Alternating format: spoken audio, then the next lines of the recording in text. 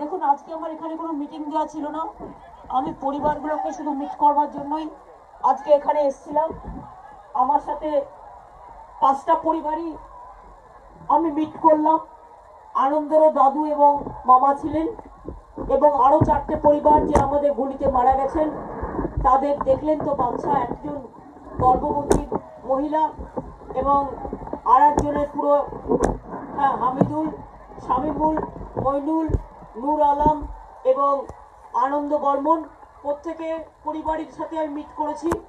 সবচেয়ে দুঃখ হচ্ছে এইটুকুটুকু বাচ্চারা মারা গেছে, মানে এত অল্প বয়স। একজনের তো আমি দেখলাম বউ প্রেগনেন্ট, এনি টাইম বাচ্চা হবে। একজনের তো আমি দেখলাম একেবারে ছোট্ট শিশু, 1 মাসও মনে হয়নি, একেবারে ছোট্ট শিশু। আর একজনেরও আমি তাই দেখলাম মাত্র একটা বাচ্চা, এবং তার বড় ভাইও আগে মার্ডার হয়েছে। এই অবস্থা, এই পরিবারগুলোর এই অবস্থা, এবং আমি মনে করি বিচার হোক, এবং টোটাল বিচার হওয়া দরকার।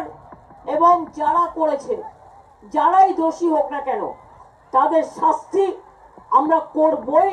এবং মনে রাখবেন, এখন ইলেকশন চলছে, ইলেকশনটা মিটে যাক। আমি নিজে এই কেসে আমাদের রাজ্য সরকারের পক্ষ থেকেও যা যা এনকোয়ারি করার আমরা করব। আমি মনে করি আমার যে ভাইটি বর্মন মারা গেছে, বাদ বাকি আমাদের যারা আনন্দ বর্মন প্লাস আমাদের যারা মারা গেছে আরো 4 জন আমার সংখ্যালঘু ভাই বোনেরা, তারা তাদের পরিবারের সবাই এসছে। আপনারা অশোক, তুমি একটা পুরো ওদের, আপনারা একজন এসে টোটাল ওদের পরিবারগুলো যদি ছবি তুলতে চান, আপনারা একজন তুলে এখান থেকে তুলে দিয়ে দাও, এখান থেকে তুলে দিয়ে দাও। তাহলে টোটালটা প্রেসকে আর টিভিকে, একটা টিভি আসুন, তাহলে একটা টিভি আর একটা প্রেস আপনারা টোটালটা নিয়ে নিতে পারবেন। একজন আসুন, টাইম নেই। আজকে আমার 5টা প্রোগ্রাম আছে, 6টা কলকাতায় ফিরেও প্রোগ্রাম আছে। প্লিজ, আজকে লাস্ট ডেট আমার প্রোগ্রামে।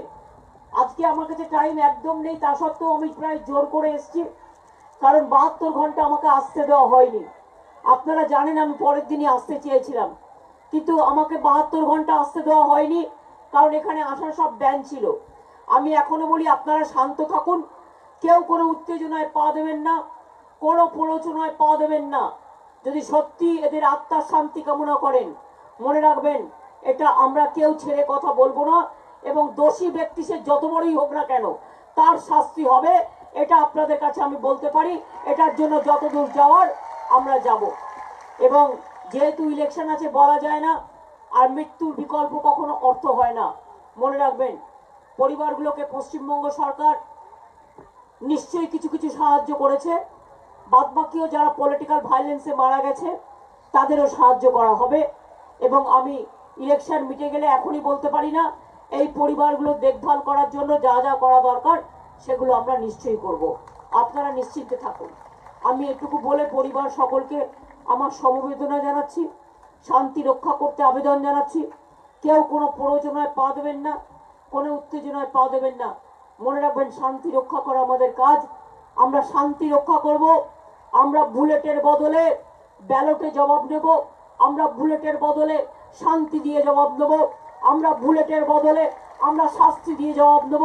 এবং আনন্দও যে মারা গেছে, কারা মেরেছে, কারা খুন করেছে, তার খুনিদের আমরা ধরবই, এটা নিশ্চিন্তে থাকুন। সব পরিবারগুলো একসাথে এসছেন। আপনারা জানেন নৌশাদ মুসলিম যেটা রাজবংশী, এরাও রাজবংশী মুসলমান। নসর শেখ মুসলমান, এরাও হচ্ছে রাজবংশী মুসলমান। এবং যে ছেলেটি আনন্দ বর্মন মারা গেছে, সেও আমার একটি রাজবংশী ভাই। টোটালটাই যেটা আমি একমত যে নসর শেখ মুসলমান এবং রাজবংশী আমার যারা, এরা সবাই রাজবংশী, এটা মাথায় রাখতে হবে। কেউ হিন্দু, কেউ মুসলমান, কিন্তু প্রত্যেকেরই পরিচয় রাজবংশী। এবং এই হত্যার আমি তীব্র নিন্দা করছি এবং আমি মনে করি আগামী দিন মানুষ এর উত্তর দেবেই। আর যে প্রাণগুলো হারিয়ে গেছে, আমি রবিদের বলবো, রবি, বিনয়, পার্থ, তারপরে আমার কল্যাণী, হিপি, এরা সবাই এখানে আছে। এবং আমার আরো পরিচিত কিছু লোকজন আছে, আমি তাদের সবাইকে বলবো, পল্লব থেকে শুরু করে যারা আমাকে হেল্প করেছেন এ ব্যাপারে, আমি বলবো যে এই ঘটনাটাকে স্মরণ রেখে, এরা তো গণতন্ত্রের বলি, সুতরাং এই ঘটনাকে স্মরণ রেখে 5টা পর আমাদের নিজেদের, আমি বলছি, আমি বললে হয়তো ইলেকশন কমিশন আমাকে আর একটা নোটিশ ধরাবে, তা ধরা, কিন্তু যারা মারা গিয়েছেন তাদের প্রতি, তাদের যেন আমরা একটা করে মোমেন্টাম, একটা করে স্ট্যাচু বা একটা করে শহীদ বেদি যেন তৈরি করে দিই। এবং এই শহীদ বেদি তৈরির দায়িত্ব আমি রবিকে দিচ্ছি। রবি পার্থর সাথে কথা বলে এটা করবে এবং সেটা আফটার ইলেকশন মিটে যাওয়ার পরে একটা জায়গা রেখে দাও, 5টা পর শহীদ বেদি করবে, বাদ বাকিটা করে আমায় ডাকবে, আমি নিজে আসব।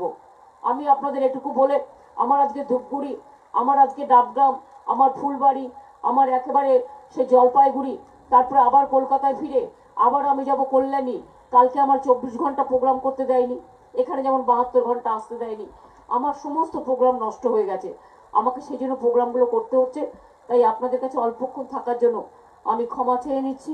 আর আমি পরিবারদের বলতে চাই, আপনারা আমাকে নিজেদের ঘরের মেয়ের মতোই ভাববেন। সে বর্মন হোক, সংখ্যালঘু হোক, হিন্দু মুসলমান, সবাই রাজবংশী ভাই বোনেরা, আমি আপনাদেরই ঘরের পরিবারের একজন লোক।